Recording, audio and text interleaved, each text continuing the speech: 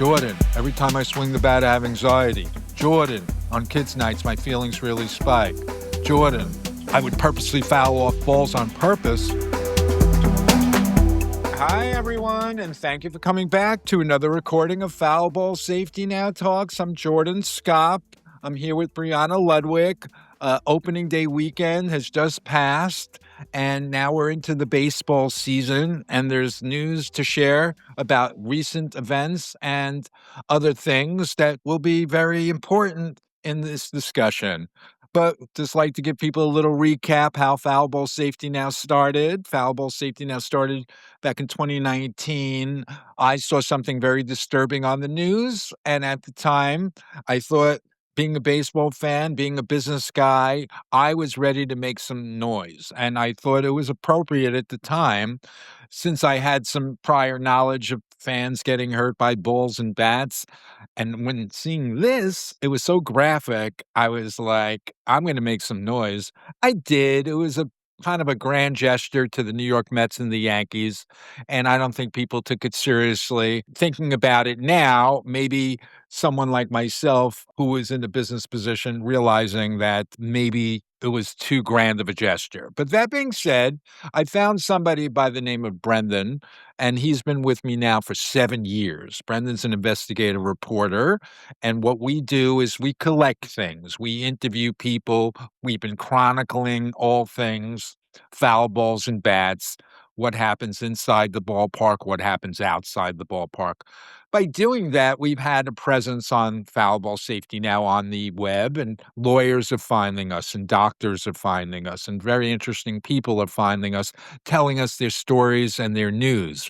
And we've been a resource to a couple of lawyers on a couple of recent cases. And both of them, one was very high profile. Nobody in the country knows about it regarding a baby, an infant child. A bat was thrown at them years ago. We even had the video. Instead of the team taking the attitude of, we just saw what happened to you and your child, and of course you'll have royal treatment as the baby's growing up. That wasn't the case at all. This family was forced to lawyer up, and they did.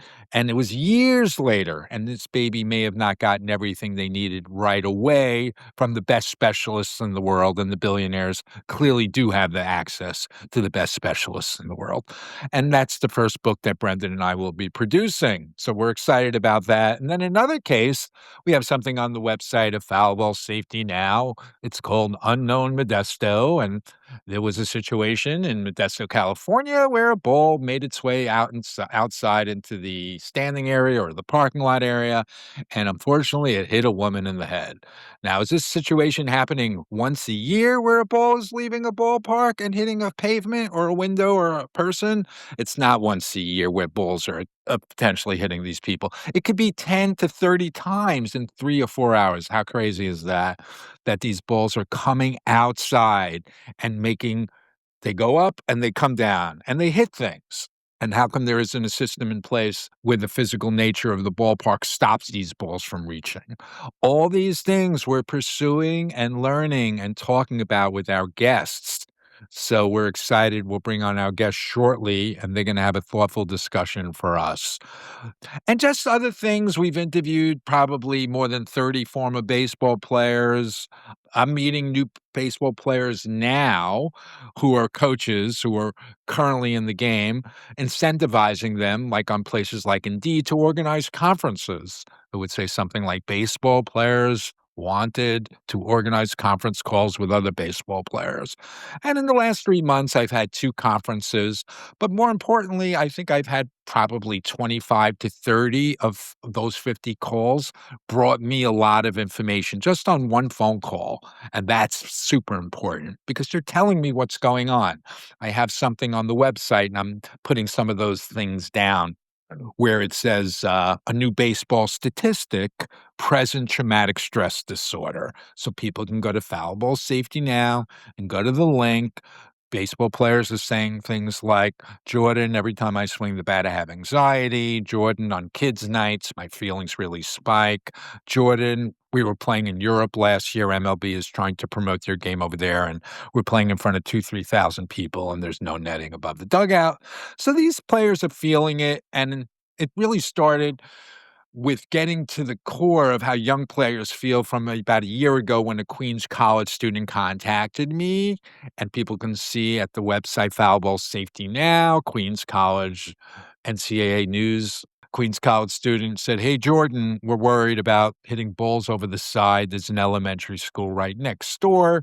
So he said, "Google Earth Queens College." So I did. And I wrote a few letters. First letter, you usually get the receipt from the athletic director, and we're looking into all of that. But on the fourth letter, the student reporter had the courage, and he got a quote from the athletic director, and I thought that was a great job on his end. And student athletes' psychological well-being is not being adhered to. Clearly in the NCAA rule books, it says something about student athletes' psychological well-being has to be adhered to. And by these student athletes feeling like it's inevitable, not a matter of if they will crush a child, but when, well, I don't think their student athlete psychological well-being is being adhered to.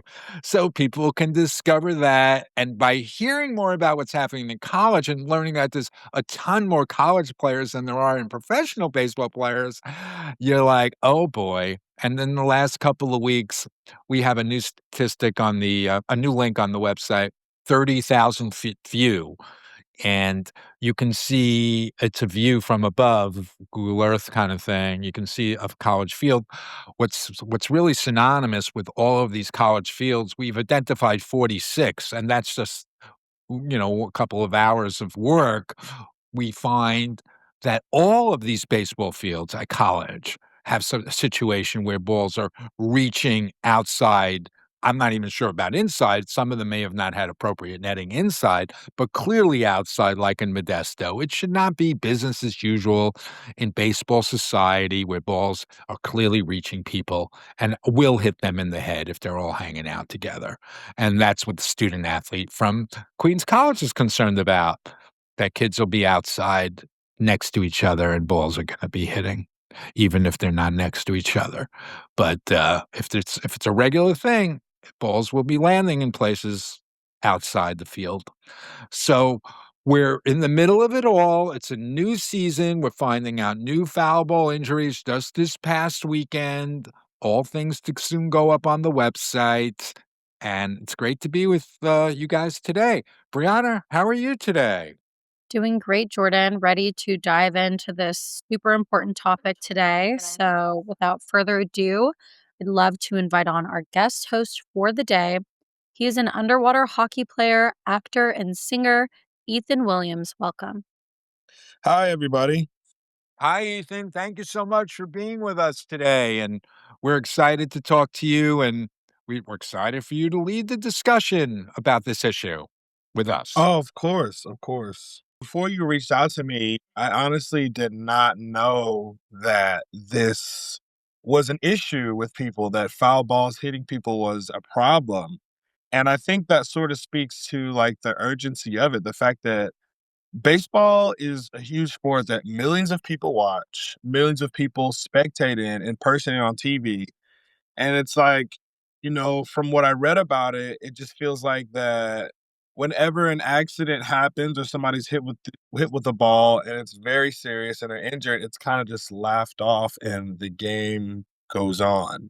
Instead of safety measures being sort of acquired, even the umpires and people who are on the field and referees and stuff are even hit with the balls at times, and it's just, everybody just kinda laughs it off, and people fall and get seriously hurt. And so I just feel like that it's important, to have a space to have discussions like this.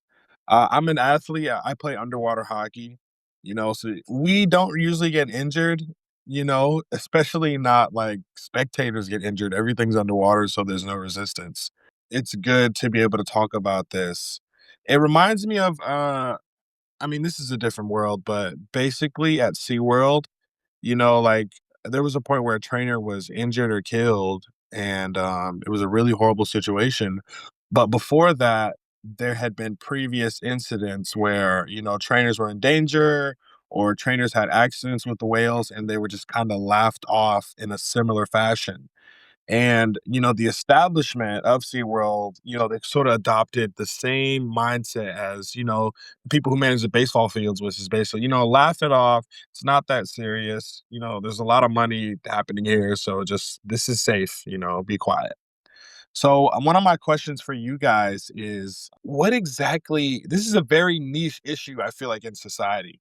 What exactly made you finally say, hey, like, this is a thing that I want to, make a ruckus about? What pushed you over the edge? Well, I appreciate you bringing all that up, and there's a lot that I want to unpack and address. But certainly back in 2019, I saw something on the news which was very disturbing, and I saw a little girl get hit by a line drive. It was on the morning news. It's also part of a video that ESPN produced back in 2019. If anything, that was the best thing ESPN ever did on addressing the issue by producing this 5-minute video.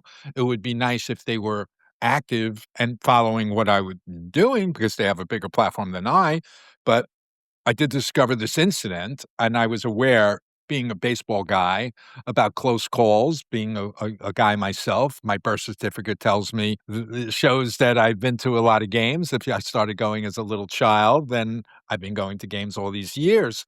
And, even back in 2000s, early 2000s in Brooklyn, New York, I'm outside a ballpark in Brooklyn where similar what happened in Modesto, California, where the ball goes out of the field every so often or 10 or 30 times within 3 or 4 hours. Same thing in Brooklyn. A lot of these smaller places, obviously the balls will hit the parking lot or the person, one or the other, and or a combination of both. So it hit this young person we were with, and that lasted with me for a long time. Hit him right in the forearm. It could have been worse. It could have been his face, but it hit him in the forearm. We didn't bring him to first aid, but he had a mark on his arm. And that was really interesting how that all happened. And just seeing the news and thinking like this time, it's time to address this. And being a business person that I am, I felt like I could do something. And I found Brendan, and intelligent guy and investigative reporter, and we've just been archiving and collecting so much material about the regularity of these incidents. It's not a matter of if, but when, and how we believe 80% or more of the people really don't have any clues about parking in the lot, thinking that there's strings and conditions attached, or going into the ballpark and navigating around and going to their seat and going up and getting a snack. Brendan and I, we've interviewed more than 80 people, and we've interviewed a little girl who was 10 or 11 at the time, standing up on a concourse at one of these smaller places. It's not just the 30 MLB clubs, but Brendan and I were following the 169 ballparks as well. That's 199 altogether. So there's a lot of ballparks. Even your point about just even the staff that are paying attention, unbelievably paying attention, like a first base umpire, Hunter Windelstadt. It's under Exhibit A2 at Foul Ball Safety Now. He's an umpire. Last spring, he got a line drive right in the head. He was 90 feet away, plus maybe another 10 feet behind from home to first. And then he was behind the bag, and he's looking directly. So we were never action figures and superheroes in the seats. So when people say pay attention, we're already there. Where are we gonna go? And maybe this information and exchange of information should have been provided by the league yearly, and then we would have had a lot of more oversight or regulation, but that's never been a requirement. Obviously, MLB knows how to produce slick videos, so that's what they do. They could have provided a PSA video year to year to year, but it would have exposed how business as usual was being done, and it would have exposed all of us needing to step up. But they haven't, and unfortunately, that's their legacy. Better late than never, but we know that nothing by them was produced in a satisfactory way. Thank you so much. Yeah, that was a really good answer. And I'm really proud of you for really digging your heels in and saying that this is something worth investigating. Yeah, we're in the middle of season 7, and more people are finding us, and it's certainly making me feel a lot less lonely, so thank you for being part of this with us. Brianna's been with me for a year and a half and partaking with me on these great calls of inquiring minds that want to know, from people who are athletes or MDs or actors. We're meeting very cool people, and it's great that you're part of this with us as well. Yeah, the work Jordan is doing is so important. I mean, he is the mouthpiece for these victims that maybe are silenced because if there's a settlement for a high profile incident, usually they have to sign an NDA and then they can't really speak publicly about the details of the incident anymore. And then sometimes, I mean, some of these families have just been dragged through the ringer and they're so caught up in their own legal battle and trying to get their livelihoods back that, they're not really thinking to publicly inform about this message or, take it to the general public. So Jordan is kind of doing that for them and fighting this battle for them. But also, we know that the issue isn't fixed. So there will be others who will join them. And, we know of two incidents already this season. The season just started. We know of two more people who are joining, in the injured fan club.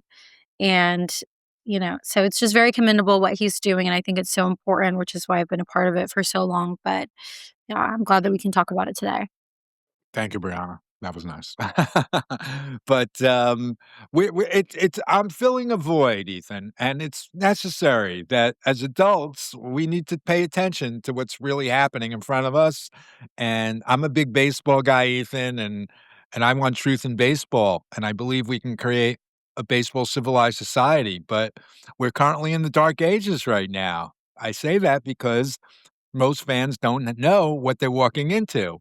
And I'll continue reminding all of us that certain measures are long overdue. So we'll continue talking. So I had a question about that actually. So let's Sure. all of a sudden the MLB, the Major League Baseball League is like, you know what? This guy is right. What do you want us to Uh, do? Like you get unlimited budget. right. What precautions would you involve or install in stadiums countrywide Sure. to like make sure that this doesn't happen to people? Absolutely. Well, thank you so much for that. Every zip code now I'm learning, about all these colleges. We just put up on the website 30,000-foot view, 46 colleges, division 1, 2, and 3. When you see what we described about all 46, they seem to all have a compromised situation around the ballpark, inside and outside the ballpark. So, what I would say is it's time to get the architects, the engineers, and designers, the most talented people who live in those zip codes, who have kids that are involved locally, or they support the professional team in the area. It's time for these guys to step in and render up an ecosystem, fancy word, a baseball civilized society that everyone knows the expectations about what's going to happen.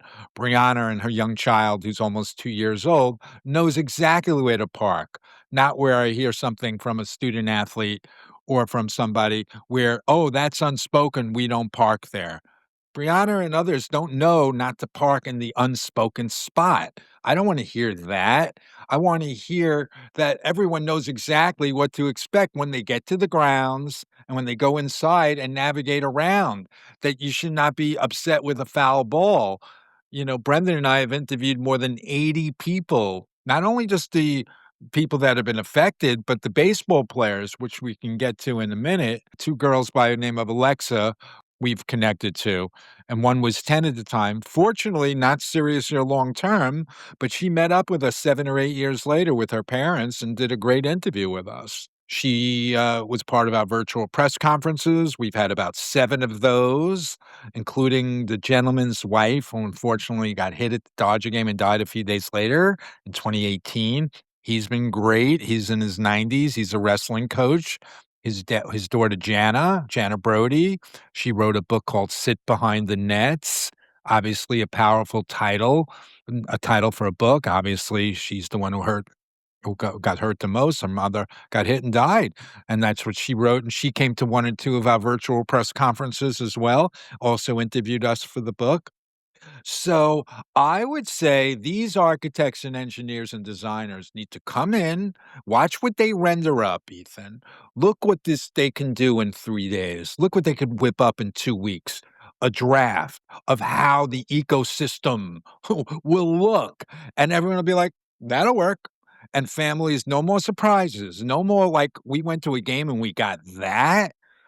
Because, yeah, it's the less than 1% over 100 years. I have a link on my website, Ethan. It's called the Less Than 1% Injured Club. So, obviously, 100 million baseball fans. Have there been a million people with life-altering injuries? I don't think so. I hope not. But there's clearly been thousands, too many, have been injured and they're done with baseball, whether it was through a serious injury or a combination of a big, bad black and blue mark and psychological scar that will not go away. And we're meeting these people, and Brianna's finding them on TikTok. We found 45 at MLB games, and some of them are done with baseball altogether. People self reporting their injuries at major league games in 2025. Finally, creating a conversation and a system in place that exactly is how this is how exactly where you go, where you park, where you navigate in and out, and where you get up and go get snacks and go to the restroom. And if there's still a risk, you point it out that you're age appropriate and you understand you may take a line drive to the head. It has to be done that way. There's no other way to do it because we just haven't gotten to that place, but we could. And it just starts with a commitment to making sure we follow through with that. We're not worried about who we may offend. We're not worried about who didn't do what. It's done already. We're still in the dark ages. Let's get out of them. And the expense should be paid for by clearly the management. They're making billions of dollars. The NCAA's got billions of dollars, whatever it may be. Who cares if it's hundreds of thousands to finally create a society that we're all, like, great with? Make it happen, and these guys would probably do it for free, these local architects, engineers, and designers. They would probably want the powers that be to pay for the supplies, but I think you'd get a lot of free time from these professionals who would be honored to be part of finally installing integrity in the game because integrity was a myth. Never been because we know too much, Ethan. It's not been part of the game. Integrity, apple pie, wholesome, it's not what it really seems to be. We would love to get there, and I think we're on the way once these conversations, grab onto all of us. So that's what we do. We're starting good conversations over here, Ethan. So right now, what do you feel like is the biggest obstacle in the way of this society where everybody's safe at a baseball game?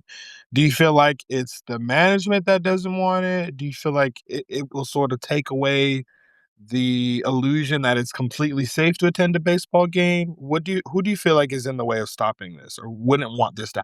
Well, it's clearly the management, and big picture, I want these billionaires out. I don't know if that'll ever happen, but I feel like we've been disrespected so long as a fan base that it's time for these billionaires to get out. They've known this is an issue. They saw this coming.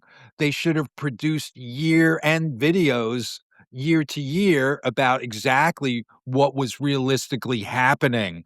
Certainly, they know what's happening.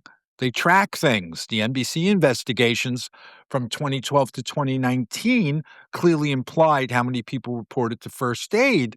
They knew that this was inevitable, not a matter of if, but when things would be crushed. So, yeah, these billionaires got to go, in my mind. New billionaires that come in will speak in reality terms, not in we're going to hurt you and then good luck in finding a lawyer. That's all they've ever done. They've only told us about the risks and the dangers through their disclosure about, you're assuming the risk at the game. And that's been in micro print. That's not respectful. That's like, oh, yeah, way back on the e-ticket, you'll see that if they hurt you, they're not responsible. That's not kitchen table discussion that we can all see in advance. That's like, oh, did you know, by the way, you remember that micro print that you grew up looking at on the back of the ticket? That's telling you that if they hurt you, they're not responsible. Nobody ever paid much attention to that, and they spring it on you about when you're already in your seat where, there may be they may make an announcement, even if it's every batter. Be careful. Last I checked, we're not superheroes. We're not action figures, Ethan. We're already there. Where are we going? We're not getting out of the way. We're not that type of human being. So I just feel like once we all pay attention and go where the conversation needs to go, I hope people will join me and say, out with the old billionaire, in with the new billionaire. We'll have a voice at the table, and there'll be protocols that we'll all agree upon. I mean, that's really what it's at. We fly things to planets and things like that. We can fix everything locally. Even our parks, they may be a little bit backwards because I'm learning about people's parks and stuff. Well, then revisit it and make it right. Make it right. Create an ecosystem, that's working for all. No more unknown factors, man. And we don't want any new entries into the injured club. But unfortunately, sounds like more are going to keep on coming. That's where we're at, Ethan. In communicating this message, there's also a massive undoing of the mythology of the foul ball. In media, the foul ball experience has been romanticized for 100 years. It's like you are the chosen few if you catch the foul ball off the bat of your baseball hero. But the devastating reality is that thousands of families have actually had a very tragic foul ball experience. Two on the major league level ending in death. There's been experiences resulting in blindness and brain injuries, which most of these injuries do end up being head injuries. And brain injuries are not a one and done scenario. Often, it's a lifelong healing process with lasting effects. So, we also have to undo that mythology. That's a layer just to get in people's minds that there is danger at the ballpark. It's not a free ride. Even though it's been marketed for years as a family fun experience, there are dangers, and you need to know what you're walking into. Wow, that makes a lot of sense about you just added another point of view to me that the sort of experience of catching the foul ball is sort of mystified. It's kind of like it's brainwashing a little bit, you know? So if you have everybody in the stands thinking, wow, like maybe we can be the chosen one to catch the foul ball, it takes it out of their mind that they can be the ones who can get hit by it at the same time. I feel like that still needs to be addressed. And that's probably a big window into why this problem isn't being addressed is because they feel like that they're removing part of the spectators' participation in the sport in a way. Because it feels like, when you catch the foul ball, you're participating. So in order for everybody to be safe, they'll probably have to limit that experience to some extent. To another point about what you said about it being on the back of the ticket where oh, hey, like we're just letting you know you can get hit by a foul ball. There's so many things in society I feel like that do that. Like, have you seen those really long commercials about a medication or something? And they so Yeah. like, oh, Sure. here, get Concerta or whatever it is. Sorry, Yeah, they're all partying on the yeah, beach while they're oh, showing that too. having a great time. Yeah. And then at the end, they hit you with those really flash words. He's like, oh, well, if you Yeah. Yeah. anal bleeding, or Yeah, no, they get a lot of them in there. It's like, I don't know how they balance that, but they used to have them really sped up, but now they just tell you nice and slowly. yeah, They feel like the metaphor of the good times will still bring you in even after describing 15 things that could knock you down, right. whatever. But whatever, that's a whole nother ballpark. But we're not even in that zone. MLB hasn't made any attempts to come clean and talk about their dark legacy, and they've had every year to do that ever since a 14-year-old boy got hit at Dodger Stadium and died a few days later, 1970. We're going back a lot of years where there could have been a lot of reality presented to all of us, and unfortunately, they missed the opportunity then, they missed the opportunity now. And I definitely wanna call out these billionaires because ultimately they're the ones who are opening up the doors and allowing us into their parking lots and into our ballparks. Each zip code and each professional ballpark needs further scrutiny for sure, and we all need to know how to navigate the grounds. Plain and simple. That's fair. I mean, we're gonna figure out just how many foul balls. Don't know, but I think that'll be one of my next, ventures is to have some guys in the parking lots. We already know from the Exhibit A1 report how many foul balls there were in a 9-inning game in 2019. It was, I think, 54, and that's not even including batting practice. I heard from the Queens College student, and what they're saying is legitimate. Their balls do leave the field. We heard from the lawyer in Modesto. The balls do leave the field. This is 10 or 30 times in 3 or 4 hours. It's unacceptable that these balls are hitting pavement, hitting windows, or hitting people. And in Modesto, where we have solid information on it. We heard from the attorney, the team did not address the family and saying, of course, what happened to you won't happen to anyone else. Walking traffic will be detoured for the rest of the year. And of course, you'll have access to our billionaire doctors. The Mariners at the time were paying the salaries of the Modesto club. There's a direct relation.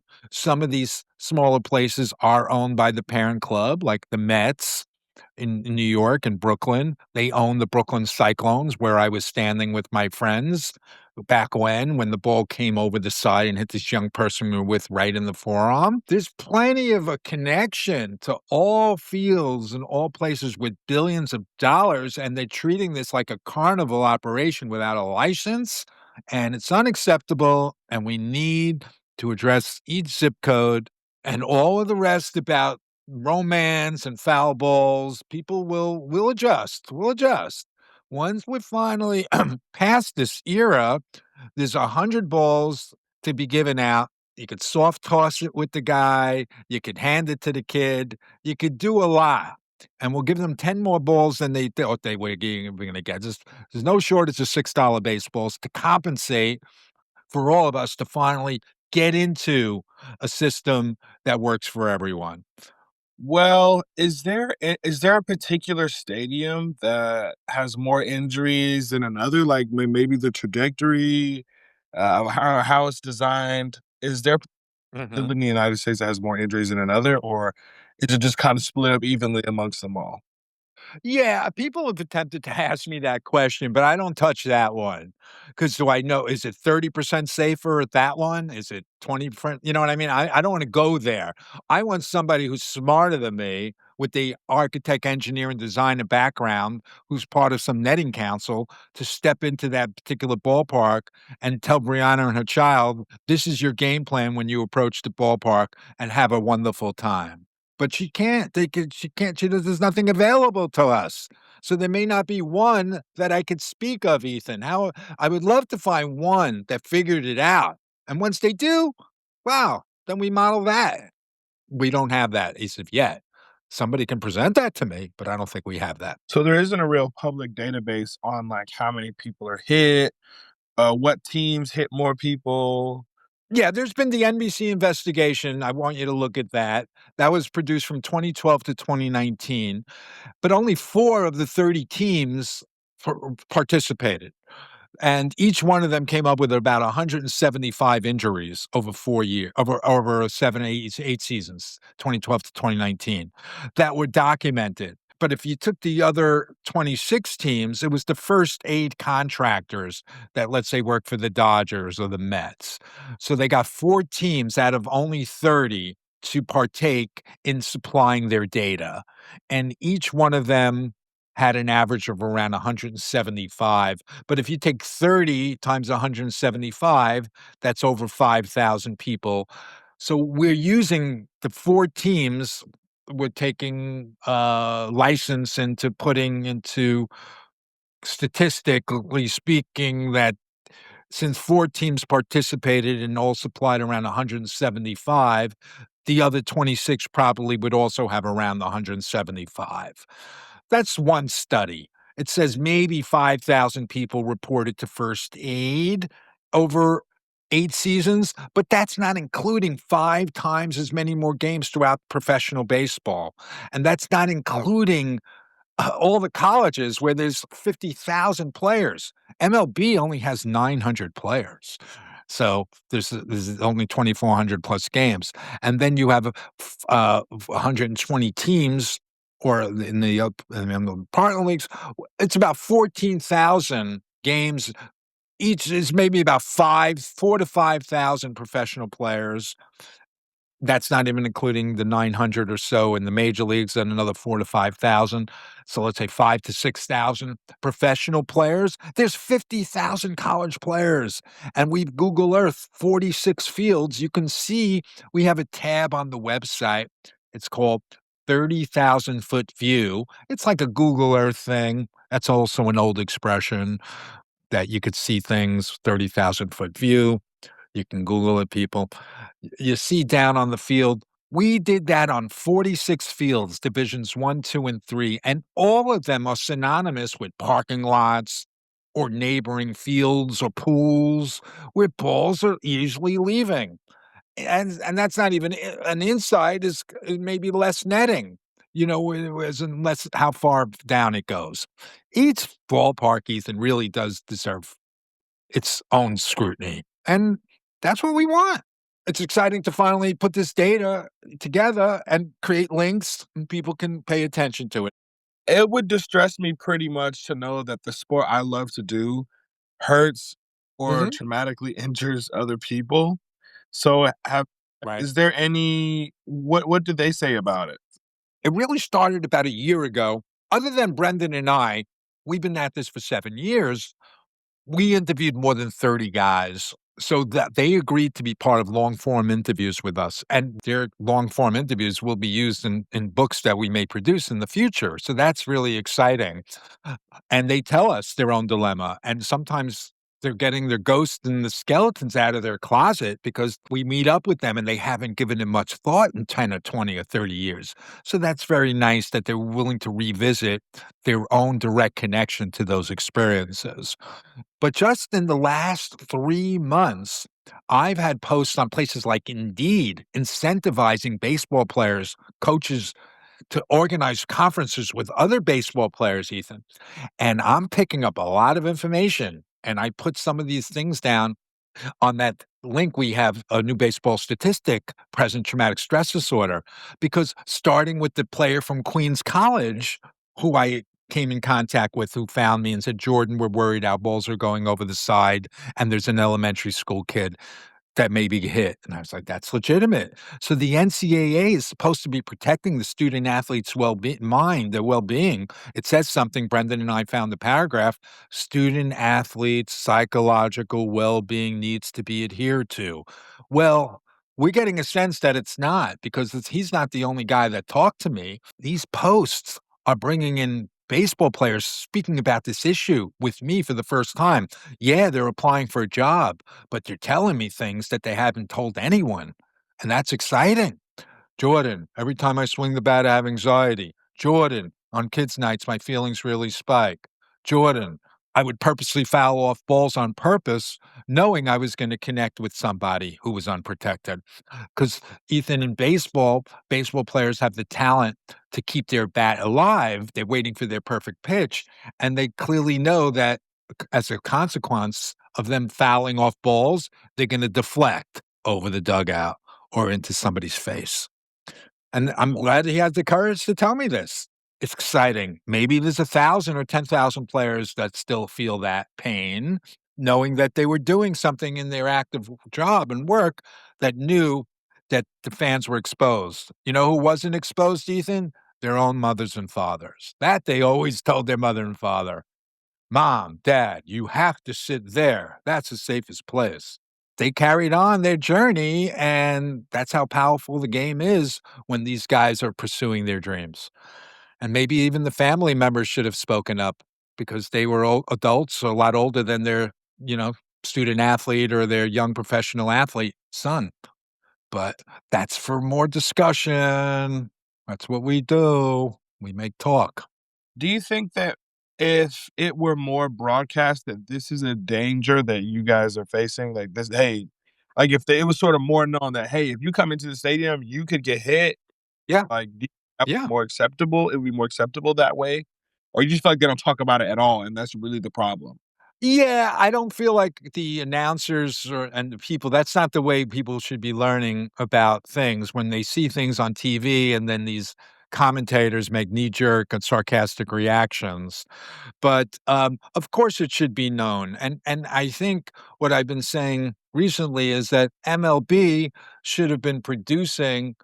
Maybe I said a couple of months ago they should have been producing like a one-pager every year. No, they should have been producing a video that told all of us this is what realistically happened last year, and this is what realistically happens next year, and we're gonna have a conference in the middle of the year, of the season, to make sure that this all of this will be addressed, and all of us will be on that level playing field, knowing exactly what our expectations are, pulling into the lot, going into the seat, knowing where to get up and go get a snack. That's never been properly educated towards us, and that's on MLB. They should have presented this honest video. Obviously, they know how to create videos, sizzle reels, promotions. How about a PSA that this is what went down? Sad news, 1970. Boy got hit, died at Dodger Stadium. For the upcoming 71 season, these are the reasons why things will be the way they are. They've had so many chances, and I'm just calling them out. That's what they should have done. As we do these recordings, Ethan, I try to be more specific about experiences I've had with our guests and new observations, and just the longer you do anything, the more you're able to present something with a little more clarity or confidence. So that's what the experience in doing these talks with Brianna have been doing. So yeah, there's mud on people's faces, and we have to finally expose it and let the general public decide just how much. But we finally need to get out of the dark ages and transition into a baseball civilized society. We're not. We're just not. So my base of knowledge is on like the marine world. That's I wanted to grow up and be a marine biologist. And Yeah. earlier, there's a lot of patterns between the trainers at SeaWorld and the management at SeaWorld and the managers of the Major League Baseball stadiums, it feels like, you know, particularly what happened in 2010 when that trainer was actually killed by a whale. Wow. Expectation that they're going to witness this magical experience, an orca and a human being coming together and this cool interaction, Sure. and it just turns into something that's outright horrible. And, just like, when the fans, they're going to a baseball game, they're expecting a good experience, they bring their children to only to either be hurt or witness somebody be hurt. That's traumatic in itself. If I'm sitting next to somebody or know Mhm. girl got hit with a baseball and is now suffering a traumatic injury, that would kinda change me, in a way. Mhm. When it's just funny how when you see billions of dollars are involved, how it's like they kinda entice people with a magical experience, but don't let them know about the risk of what happens. Even the trainers at SeaWorld didn't know that there were exactly fatal incidents, with killer whales, and even when there were fatal incidents, especially with the trainer that killed that woman in 2010, they were labeled off as accidents. Even when the trainer died, this what happened in 2010 basically shut down SeaWorld as we know it. SeaWorld tried to come out and say that, "Oh, this was an accident. It was her fault. She had her ponytail out." Mm. Tried to sweep it under the rug. Mm. There was an investigation into it, and it's found that, like, yeah, no, the whale meant to do that, and he's also involved with the deaths of 2 other people beforehand. Wow. Was not something generally known to the public. Yeah, on the matter of foul ball and bat, because we didn't even get into the case with the child, maybe I did in the beginning, 7 years, 8 years that, we have an incident of a bat hitting a kid. Unfortunately, the team did not come to the aid of this family right away when they needed an infant child. Family was left on their own to find their own lawyer, and 7, 8 years later, it goes to court where this team should have said, "We just saw this thing on video, how horrible, and we're gonna deal with this matter now, and this won't happen to anyone else, and you'll have, of course, access to all our billionaire doctors." That wasn't the case. The man is in a position of feeling guilty because they should have known better, really. What kind of video did you share with us every year about what to expect at the game? And if you ever did, there would have been regulation and oversight all along the way because there would have been protocols in place. Never been. And they never took the time to produce that video that would have been a game changer and would have made a whole course of history a little bit different, I think, because everyone would have got involved and we would have said we want solutions. We don't want anyone hurt anymore. No more of this, way of conducting business like a carnival.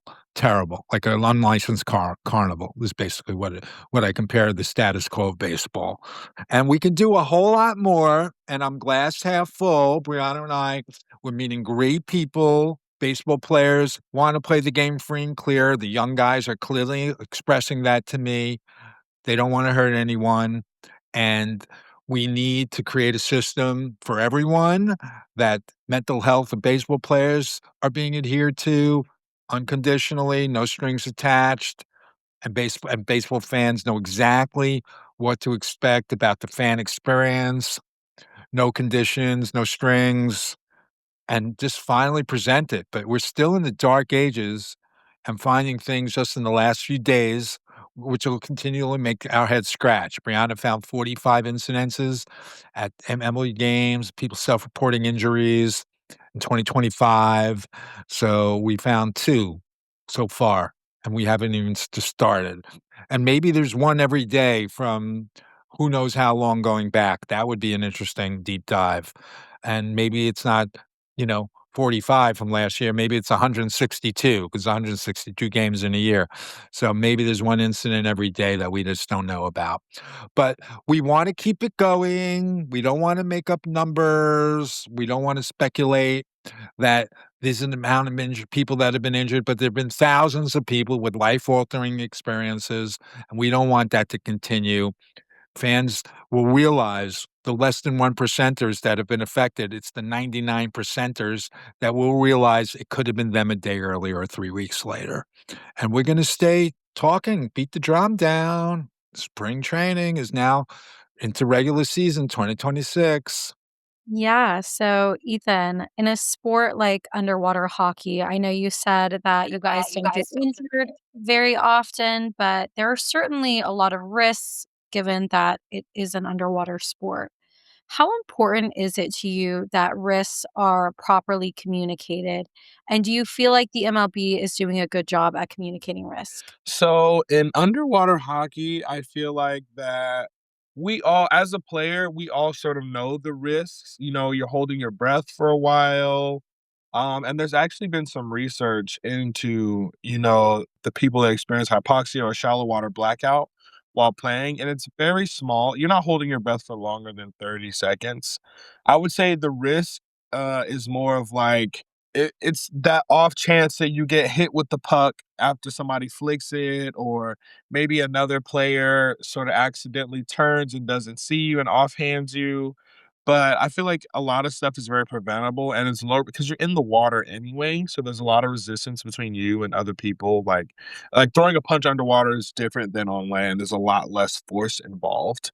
And I feel like we all sort of communicate the risks with each other, especially at high levels. Like we're aware of the things that happen, and we talk amongst ourselves and really try and make sure that nobody's hurt and everybody gets to go home safe. It's a co-ed sport, so both men and women can play in the pool at the same time. Because of that, I feel like there's an element of safety. You're not allowed to push each other, and women can outmaneuver you. You can outmaneuver men. It's quote unquote non-contact most of the time. But there's some offshoot accidents that happen, like you can approach the puck the wrong way and somebody collides with your hand and you can get your wrist hurt a little bit. But I feel like we do a pretty good job of communicating what happens. A lot of pools and stuff like are sort of nervous about letting us play because of like, oh, well, you guys are holding your breath and da da da da. But I would say it's relatively safe. I feel like in MLB, like I've never heard of like people getting hit with foul ball. I mean, I think I've heard of it. You see people catching balls more like, those are the broadcasted things. It's either somebody caught a ball or somebody caught a ball and they fought over the ball. You never hear about somebody being, hit in the head and dying a few days later. I don't necessarily feel like that's communicated because in essence, I feel like they believe that that's sort of gonna take away the magic of what it is to experience a baseball game and have the chance of catching a foul ball. Ethan, a lot of good comparisons and really, really good stuff. Yeah, really want to thank you for being part of this with us. And we will look forward to doing this again. To categorize what happens at baseball games, they wouldn't be considered accidents. We looked up a term and it's more related to incidents, not accidents, because they're predictable.